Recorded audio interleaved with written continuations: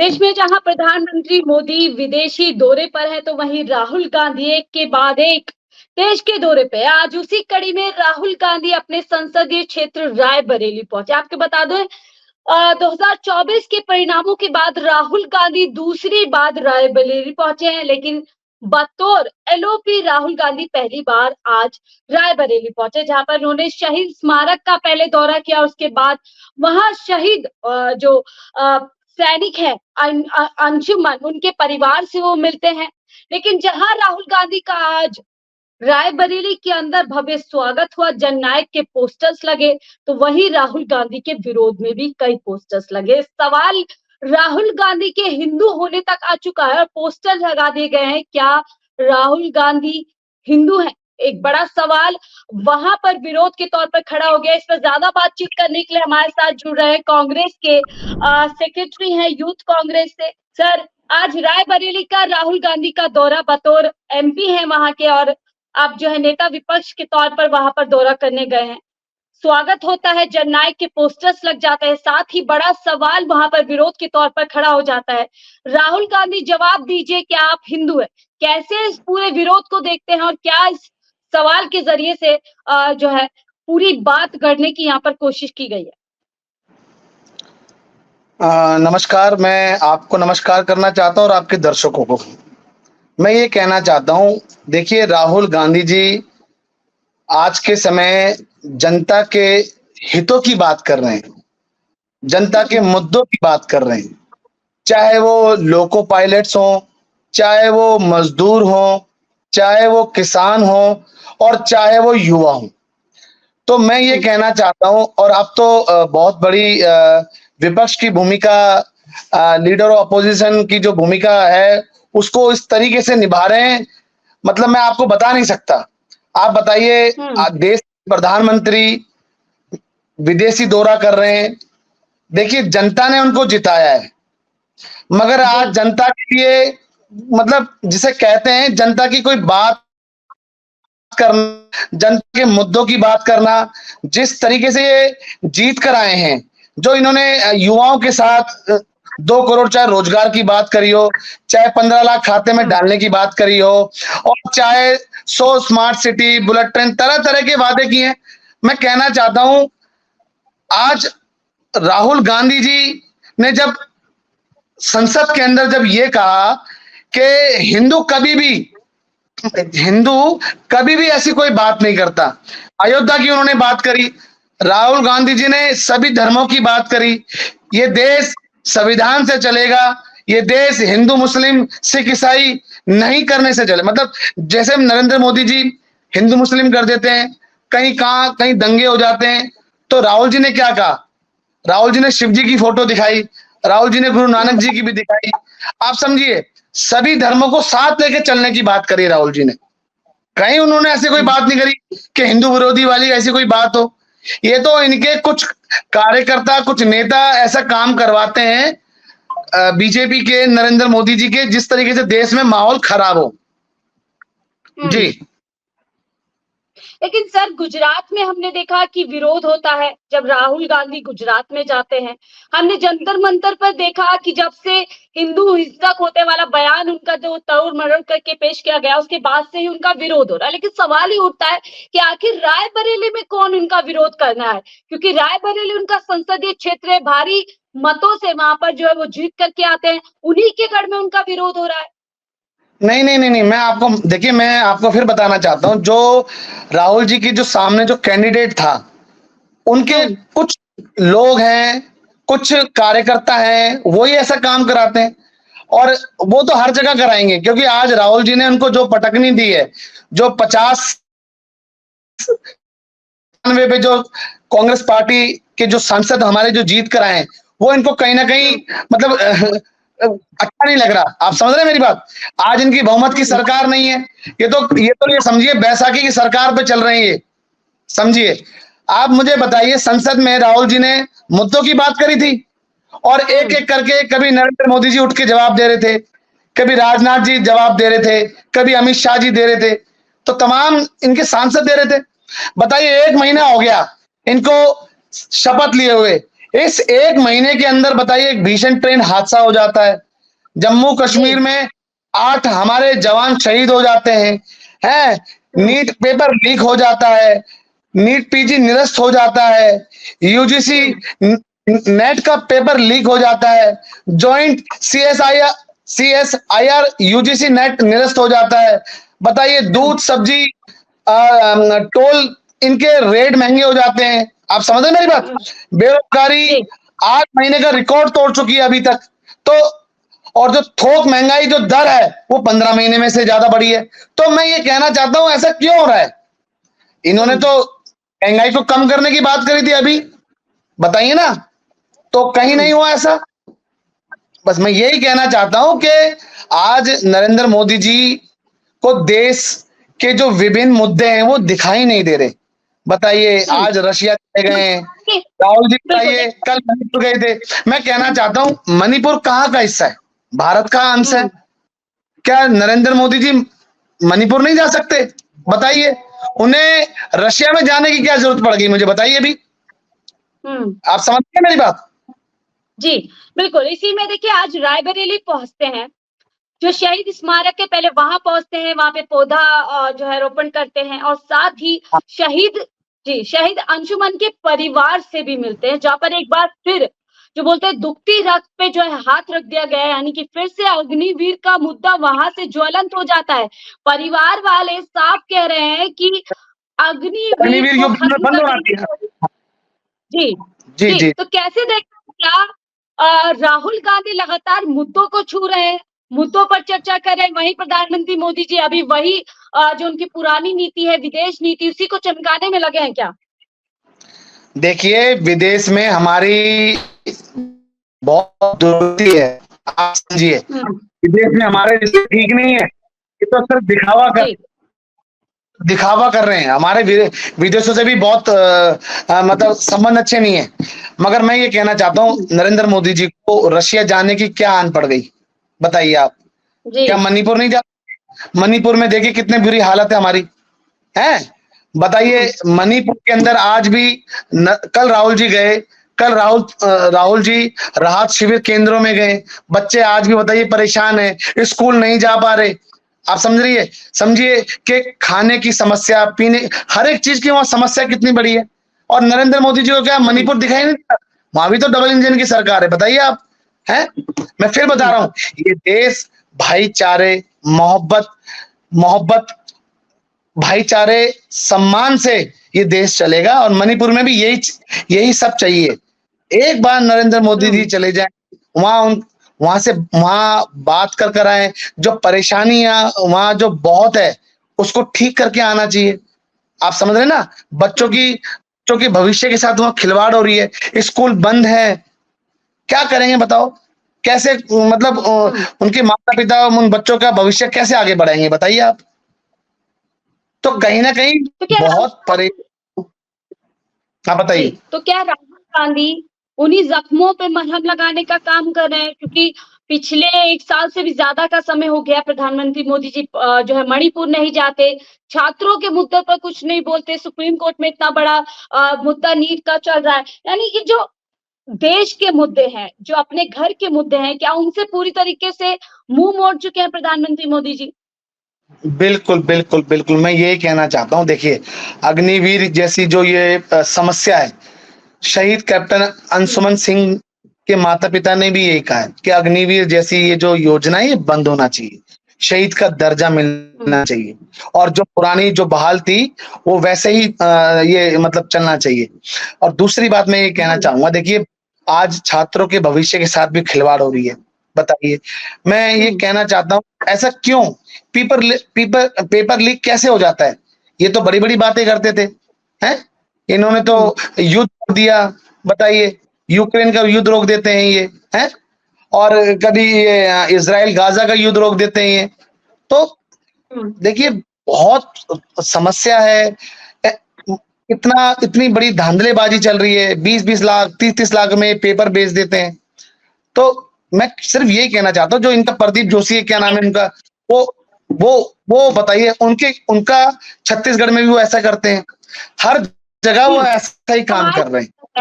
बिल्कुल। सवाल ये उठता है कि आखिरकार राहुल गांधी की मोहब्बत की दुकान में नफरत फैलाने का काम कौन कर रहा है?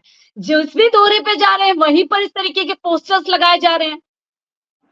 देखिए वो लगाने का जरिया मैंने आपको बताया ना, आज राहुल जी की ख्याति से परेशान, दिन प्रतिदिन राहुल जी की जो ख्याति है, जो राहुल जी का जो वर्चस्व है, वो इतना बढ़ता जा रहा है, मैं बता नहीं सकता आपको। और सिर्फ यही कारण है, इन्होंने खूब लाखों करोड़ों रुपए देके राहुल जी की छवि को खराब करने के लिए तमाम तरह के हथकंडे इन्होंने अपनाए, समझिए। मगर देखिए, सांच को आंच की जरूरत नहीं है, आप समझिए, सत्य जी। कभी परेशान नहीं होता, याद रखिए। तो मैं ये कहना चाहता हूं, धीरे धीरे जनता को समझ में आ रहा है कि राहुल जी, मतलब राहुल जी ही एक हैं जो इस देश को आगे बढ़ा सकते हैं। उनके पास एक विजन है इस देश को आगे बढ़ाने के लिए। आप बताइए, लोको पायलट्स की क्या इतनी इतनी बड़ी समस्या नहीं है? बताइए, वो रात दिन नाइट में डे नाइट काम करते हैं, भी समझिए। उस उनकी पर भी एक, तो विवाद शुरू हो गया ना सर, उस पर भी तो विवाद शुरू हो गया ना कि राहुल गांधी अपने लग रहा था फिल्म शूटिंग करने आए, अपने लोगों को लोको पायलट वाली ड्रेस बना करके ले आए, अपने कुछ कैमरा पर्सन लेकर आके आ गए, खुद ये जो है रेलवे वाले लोगों ने आरोप लगाए हैं। देखिए, कोई ड्रेस पहन के नहीं आया, और रेलवे वाले जो थे, जो लोको पायलट्स थे, उनसे ही मिले राहुल जी।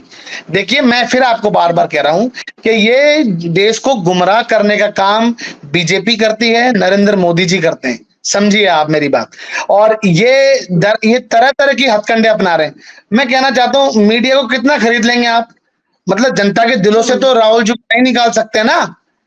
तो सिर्फ यही बात है, लोको पायलट्स की बात हो चाहे मजदूरों की बात हो, बताइए, मजदूरों की भी राहुल जी ने समझा।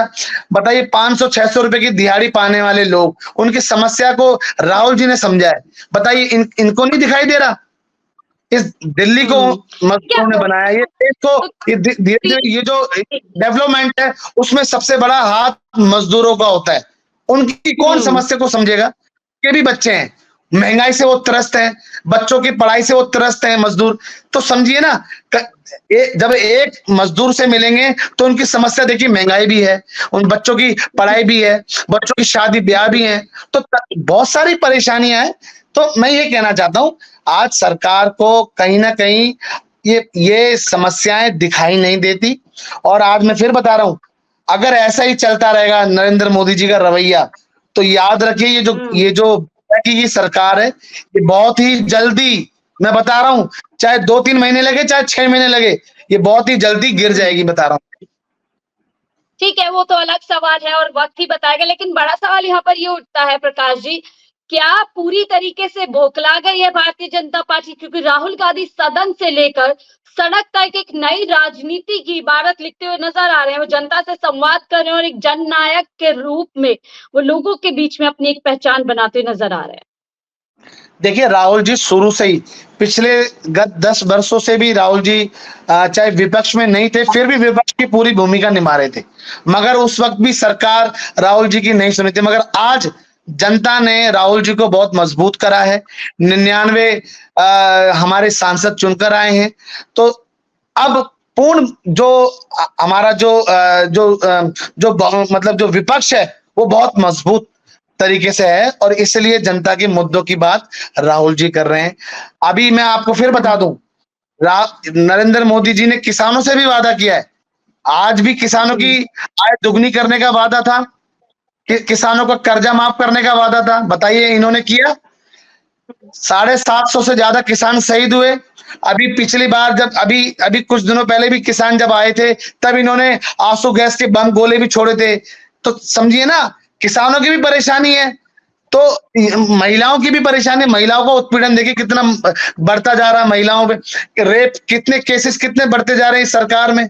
तो मैं ये आपको फिर बता रहा हूं, सर, इस बीजेपी सरकार को सिर्फ ये हिंदू मुस्लिम करती है, ये सिर्फ दंगे कराने का काम करती है, देश को गुमराह करती है। मगर जनता को धीरे धीरे सब समझ में आ रहा है कि हमारी लड़ाई कौन लड़ रहा है, और हमारे को कौन बर्बाद कर रहा है। देश को बर्बाद करने का सबसे बड़ा अगर किसी को श्रेय जाता है, तो नरेंद्र मोदी जी को जाता है। 10 सालों के अंदर जनता की जेब में पैसे नहीं रहते। मैं आपको बता दूं, जब से नोटबंदी करी है, बताइए नोटबंदी से क्या मिला? देश कोई तरक्की के रास्ते पे चला? ये जो जीएसटी लेकर आया क्या देश तरक्की के रास्ते पे चला? ये 3 काले कानून कृषि कानून लेकर आया क्या देश आगे उससे बढ़कर चला? तो तमाम तरह ठीक की है। जो भी योजना लेकर आते हैं वो सारी योजनाएं इनकी फर्जी और फ्रॉड होती है, बाद में उनको झुकना पड़ता है। बताइए जीएसटी में भी इन्होंने कितने इंप्लीमेंट कर दिए? बताइए कितने प्रकार के जीएसटी लगाते हैं? दूध दही बिल्कुल मैं तमाम हैं। जी, मैं समझ गई।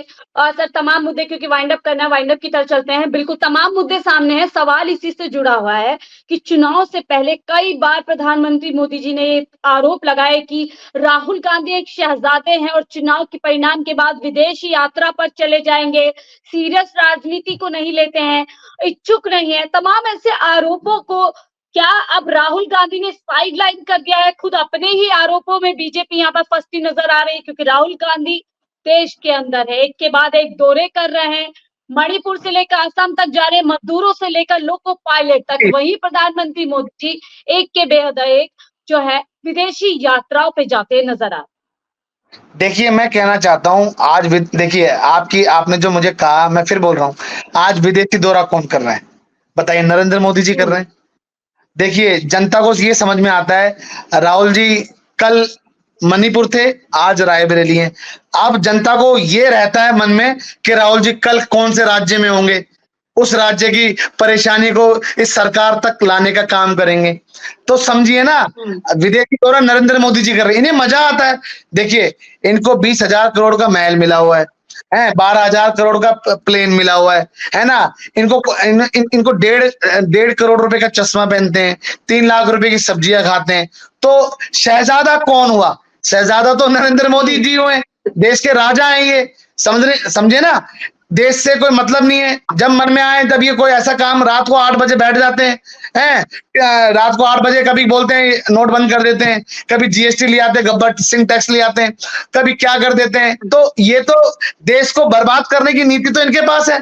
देखिए मैं आपको फिर बोल रहा हूं, ये देश में 70% से ज्यादा युवा है और युवा आज के समय युवा बेरोजगार है।